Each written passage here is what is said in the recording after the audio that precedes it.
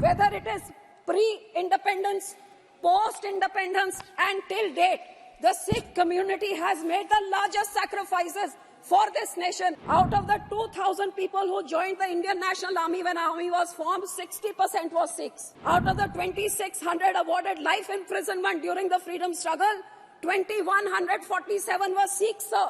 आज पंजाब हिंदुस्तान में है, इसमें भी हमारे मास्टर तारा सिंह जी की इंटरवेंशन, जब when he went to the Muslim League flag atop the Punjab Assembly at Lahore and pulled it down, which saved half of Punjab for India. Otherwise, entire Punjab would have gone to Pakistan, left to Mr. Nehru. 84 का genocide हुआ sir, तो कितने हमारे सिख लोग के कत्लेआम शरेआम हुआ, सारा देश जानता है, ये कांग्रेस की देन। आपको हैरानी होगी, एक एफआईआर, सिर्फ एक एफआईआर दर्ज हुआ, तो क्यों आज 40 साल होने के बाद आज भी हमें तो कोई जस्टिस नहीं मिला आपके इस नए कानून में? सिखों के साथ कहाँ इंसाफ है? कौन सा वो पॉइंट है, मुझे बताएं जरा गृह मंत्री जी। एज अ सिख सर, एक सिख होने के नाते सर मैं इत्थे दसना चाहांगी कि साडे पंजाब ते पंजाबियां दे उत्ते जिन्हां यह पुलिस एट्रोसिटीज नूं असीं सहा हैगा, साडा इतिहास गवाह हैगा सर। ये ओ कौम हैगी सर जिहड़ा मैनूं अज दसन दी लोड़ नहीं, लेकिन शायद सारा हिंदुस्तान जानदा है, ते लेकिन जिहड़े नहीं जानदे ने उन्हां नूं जरूर मैं दसना चाहांगी कि सब तो पहले ਉਹ ਸਾਡੇ 9ਵੇਂ गुरु ਸੀਗੇ, गुरु तेग बहादुर साहब, जिन्हां ने तिलक ने जंजोई ते रक्षा वास्ते अपना सीस कलम कर दिता, अपनी शहादत दी एक दूजे धर्म नूं जिंदा रखण वास्ते। ਇਹ ਸਾਡਾ ਧਰਮ सिखांदा है, आज भी साडे गुरुद्वारियां च सरबत दे भले दी अरदास होंदी है। सो ਉਹਦੇ बाद जे देश की गल करिए, whether it is pre-independence, post-independence and till date, the Sikh community has made the largest sacrifices for this nation and are the most patriotic community, and I would like to highlight a few of these things, sir. Independence to pehla 1.5% साडी आबादी सी सिखा दी, 1.5%, 1.5%, and sir sab to zyada sufferings at the hands of majority is this small community. I would like to tell this August House, 77% in the freedom struggle, 77% of all those sent to the gallows, out of which 81% of those, 77% out of the total people sent to gallows, 81% were Sikhs, sir.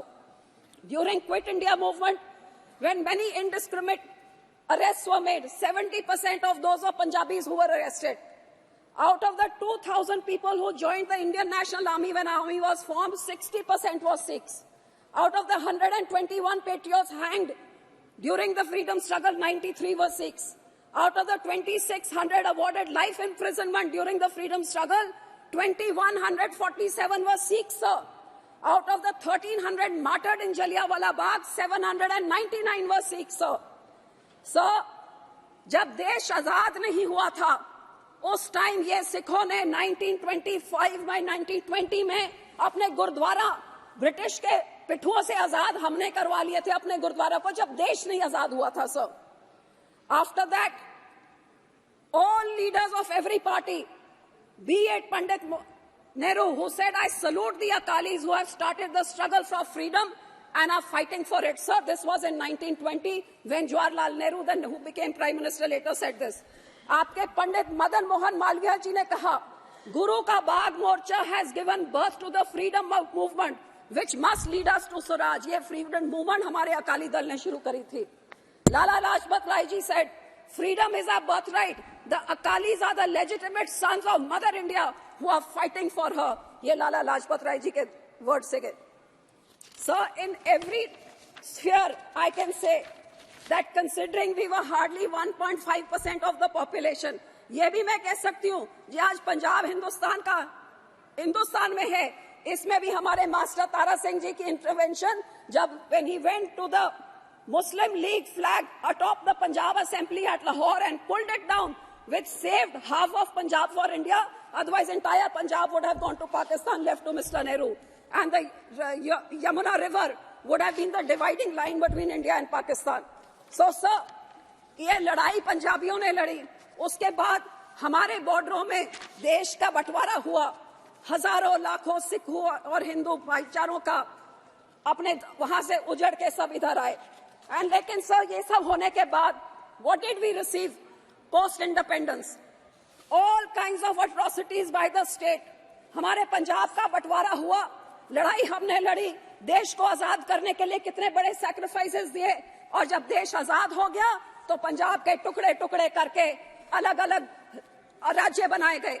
हमारे को राजधानी नहीं दी गई, हमारा पानी खो के दूसरे राज्यों को दे दिया गया अगेंस्ट रिपेरियन प्रिंसिपल्स। हर तरीके से पंजाबी स्पीकिंग गांव को दूसरे। सर प्लीज, अब तो कोई ऑपोजिशन नहीं है, अब तो आज टाइम दे दीजिए। दिल पर बोले आप, इतना मैं आ रही हूँ उस पर सर, मैं एट्रोसिटीज की बात कर रही हूँ कि कानून कितना जरूरी होता है। उसके बाद सर एक स्टेट स्पॉन्सर्ड जेनोसाइड का क्या कैसे हुआ? वो हमारे अकाल तख्त साहब के ऊपर इंदिरा गांधी के कहने पे जब वहां टैंकों तोपों से चढ़ा के हमारी सबसे जो धार्मिक स्थान है उधर जिस तरीके से टैंकों तोपों के साथ अटैक किया गया, गुरपुरब के दिन जब वहां पे श्रद्धालु थे उनके कत्ल करके सारा सरोवर लाल कर दिया खून से। ये एक स्टेट स्पॉन्सर्ड, जब प्रधानमंत्री अपने ही लोगों के ऊपर, तो क्यों आज तक इंदिरा गांधी के ऊपर क्यों कोई कानून नहीं लगा? उसके बाद जब हमारे दिल्ली में 84 का जेनोसाइड हुआ सर, तो कितने हमारे सिखों लोग के कत्लेआम शरेआम हुआ, सारा देश जानता है ये कांग्रेस की देन। आपको हैरानी होगी, एक एफआईआर, सिर्फ एक एफआईआर दर्ज हुआ, तो क्यों आज 40 साल होने के बाद आज भी हमें तो कोई जस्टिस नहीं मिला? आपके इस नए कानून में सिखों के साथ कहाँ इंसाफ है? कौन सा वो पॉइंट है, मुझे बताएं जरा गृह मंत्री जी, वो कौन सा है जहां 40 साल बाद हमें इंसाफ मिले? और सर यही मैं कहना चाहती हूँ कि हमारे सिखों के जब धार्मिक स्थानों पे अटैक हुआ, हमारे कत्लेआम हुए, कोई वहां पे किसी को सजा नहीं मिली, कोई एफआईआर नहीं लगाई गई, कोई हमारे बहनों के साथ जो रेप हुआ कोई हमारी सुनवाई जब कहीं नहीं हुई। और इसी तरह पंजाब में जब हजारों नौजवानों को, बेगुनाहों को यूएपी लगा के, ऐसे ऐसे कानून लगा के, जब उनको एक पूरी जवानी, अब यहाँ पे वो बिट्टू नहीं है कांग्रेस के एमपी साहब, उनके जो दादाजी थे, पूरा बेअंत सिंह ने एक पूरी पीढ़ी सिखों की खत्म कर दी। ऐसे ही पुलिस एनकाउंटर्स करके, फेक एनकाउंटर्स, आज तक हजारों लाखों नौजवान लापता, पता ही नहीं लगा कहाँ गए फेक एनकाउंटर्स में, क्योंकि पुलिस के पास अनबिल्डेड पास थे। तो इस तरह के विदाउट चेक्स एंड बैलेंसेस बाहर कितना बड़ा नुकसान कर सकता है, ये हमें पंजाबियों में देखा। और सर जब ऐसे हालात है, जब नौजवानों को मारा जा रहा था पुलिस से, कल क्यों आपको हैरानी होगी, कल की कहानी, एक ऐसी लेडी 19 साल की, उसके हस्बैंड को उठा के मार दिया पुलिस एनकाउंटर में।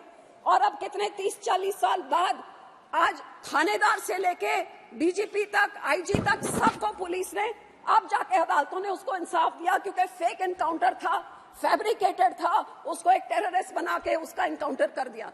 तो ये तो लाखों हजारों से हर घर की कहानी थी पंजाब में 80 के दहाकों में। और सर जब ऐसा माहौल था, जब नौजवान मारे जा रहे थे, तो उन लोगों को रोकने के लिए जो हमारे सब सिर्फ कुछ सुझाव कुछ देना चाहती हैं? जी सर, मैं उसी पे आ रही हूँ सर, उसी पे मैं कहना चाहती हूँ, जब ऐसे का माहौल पूरे पंजाब में 10-12 साल चल रहा था, तो कुछ नौजवान, अब इधर ही इस हाउस में आपने देखा, कुछ नौजवानों ने कुछ दिन पहले क्या किया, क्या कह रहे थे वो नौजवान कि हमने अपनी बेरोजगारी, मणिपुर या फार्मर्स के बारे, तो नौजवान अपने भावनाओं में बह के उस समय उन्होंने कुछ कदम उठाए।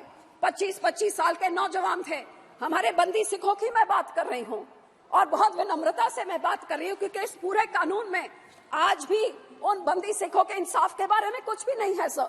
जो पंजाब के इस माहौल में जिन्होंने उठ के, भाई राजूआना जी जैसे, दविंदर पाल सिंह भुल्लर जैसे, गुरदीप सिंह खेरा जैसे लोगों ने जो कोई कदम उठाए सर, जो उन्होंने कोई कदम चके, वो क्योंकि पंजाब के हालात हो जैसे गए, ते हुण उन्हां सारियां नूं 28-28, 30-30, 35-35 साल हो गए, वो जेल च बैठे हुए ने।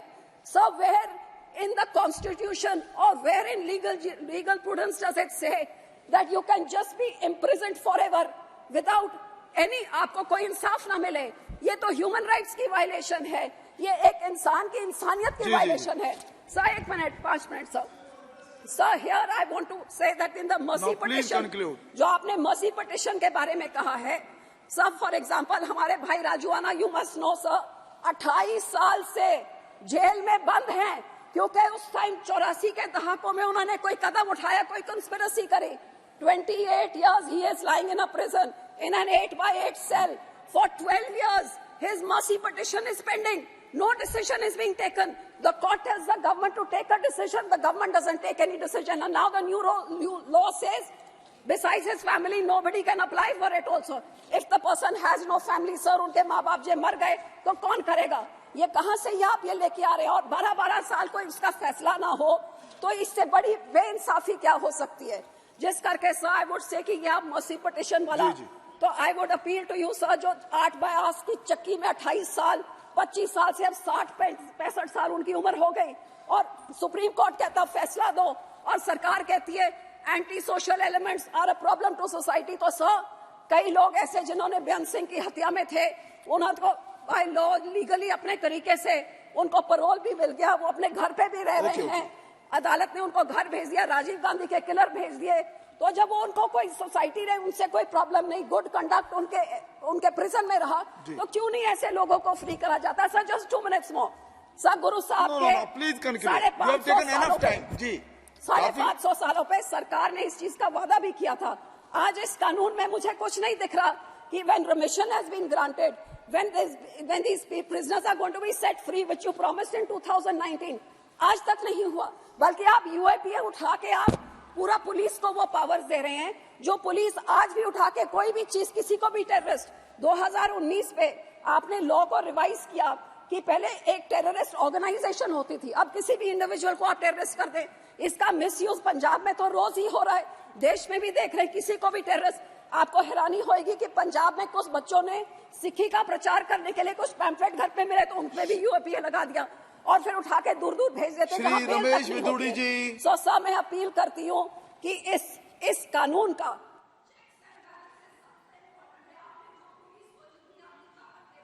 ये पुलिस का मिसयूज का हम इस चीज का गवाह हैं, और ये चेक्स एंड बैलेंसेस नहीं हुए, तो यही कुत्ता कल आपको